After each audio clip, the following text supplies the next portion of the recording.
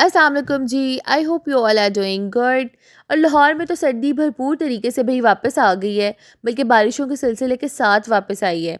हालांकि सर्दियों के कपड़े सिमट गए थे, गर्मियों के निकाल लिए थे, बल्कि बहुत से घरों में तो फ़ैन और एसीज़ वगैरह भी ऑन हो गए थे। लेकिन सिर्फ मेरा ख्याल है 2 या 3 बारिशें हुई हैं और मौसम की रुत ही बदल गई है।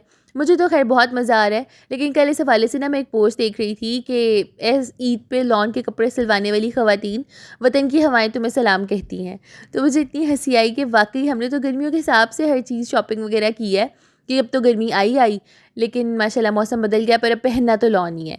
वही बात है ना कि शादी में जाने वाली खातून को सर्दी नहीं लगती, तो इसी तरह अब हमें ईद पे भी बिल्कुल सर्दी नहीं लगेगी। अच्छा, रिसेंटली ना मैंने अपनी इंस्टाग्राम स्टोरी पे एक पोल ऐड किया था कि ईद की किस किस को एक्साइटमेंट है, किसको नहीं है, चूड़ियों का क्या सीन है।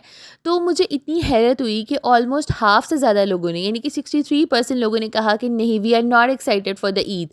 तो मैं बड़ी हैरान हुई।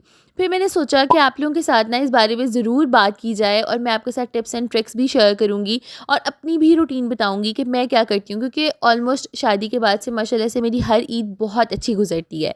और जब मैंने ये देखा ना कि लोग एक्साइटेड नहीं हैं, तब मैंने कहा कि नहीं, मैं अपनी रूटीन आपके साथ ज़रूर शेयर करूँगी कि अपने आप को अपने किचन से कैसे फ्री करना है, मेंटली कैसे रिलैक्स करना है और लोगों को सबसे बड़ी बात है इग्नोर कैसे करना है। वैसे ये एक फैक्ट है कि ईद वाला दिन होता बहुत उदास है। सुबह सुबह उठ गए, नमाज़ पढ़ने चले जाते हैं मर्द हज़रात, वापस आए, नाश्ता किया, ईद मिले और बस। उसके बाद ना दिन इतना लंबा सा शुरू हो जाता है और नींदें ही पूरी हो रही होती हैं, क्योंकि पहले रमज़ान की नींदें शॉर्ट होती हैं, फिर ईद पे भी सुबह सुबह उठे होते हैं।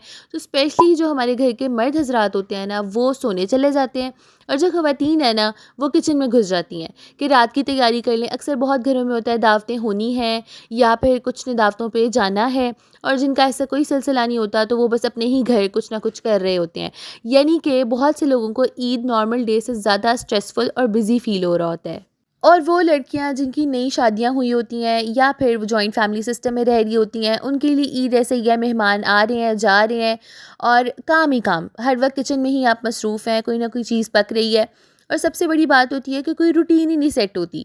ज़ाहिर है आपको सबके हिसाब से चलना होता है, तो सब उठेंगे या कहीं जाएंगे, तैयार होंगे, तो फिर आप भी उस तरह कर सकती हैं।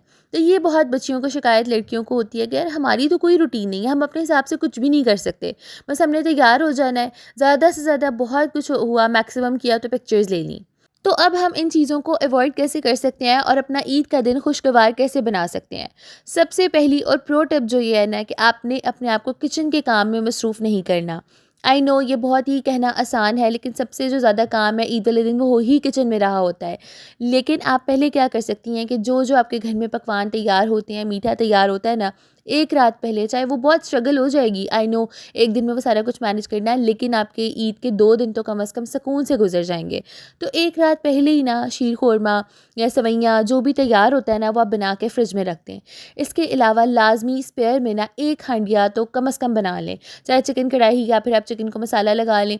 हम इस तरह से करते थे, मेरी मदर इन लॉ ने ना इस हवाले से बड़ी ईज़ हमारे लिए रखी होती थी कि आप लोग ना पहले प्री सारा कर लो, चिकन को मैरिनेट कर लो या चीज़ें वगैरह अरेंज करके फ्रीज़ कर दो, ताकि ईद वाले दिन सिर्फ आपको या तो तड़का लगाना पड़े या चिकन को सिंपल स्टीम करना है या फ्राई करना है।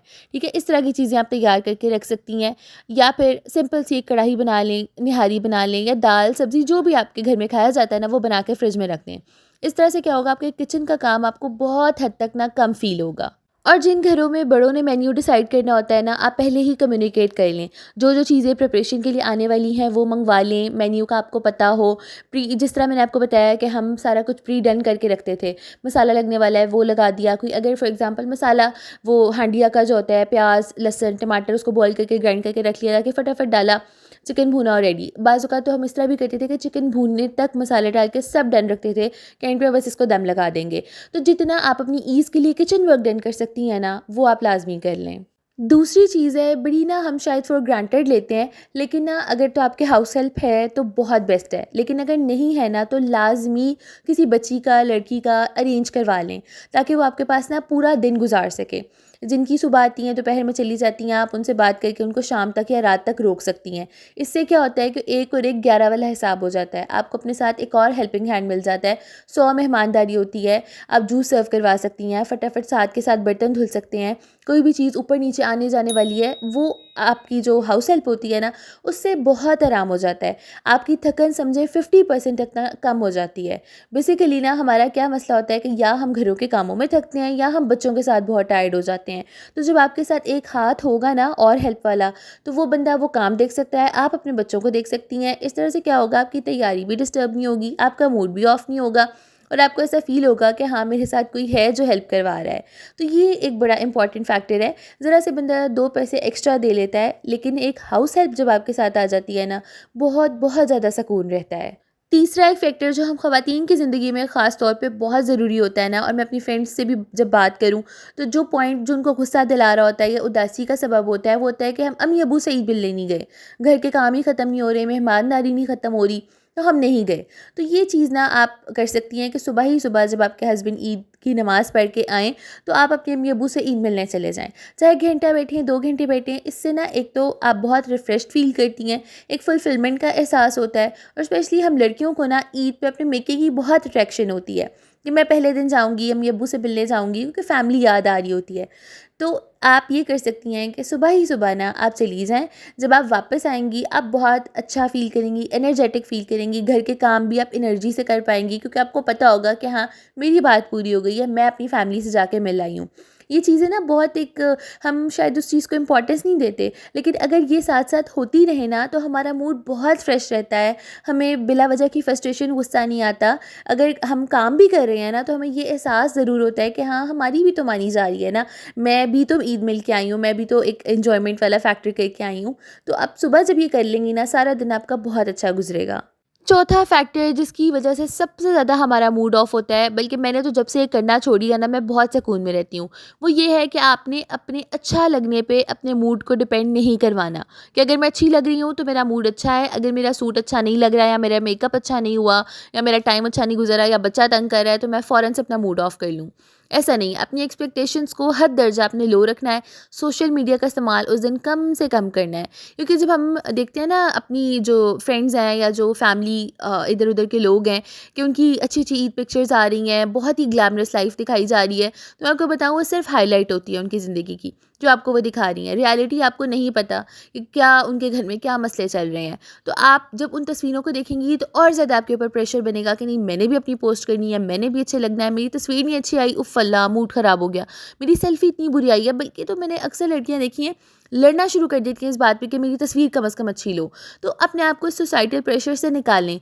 कुछ नहीं होता, आप वैसे ही बहुत प्यारी हैं।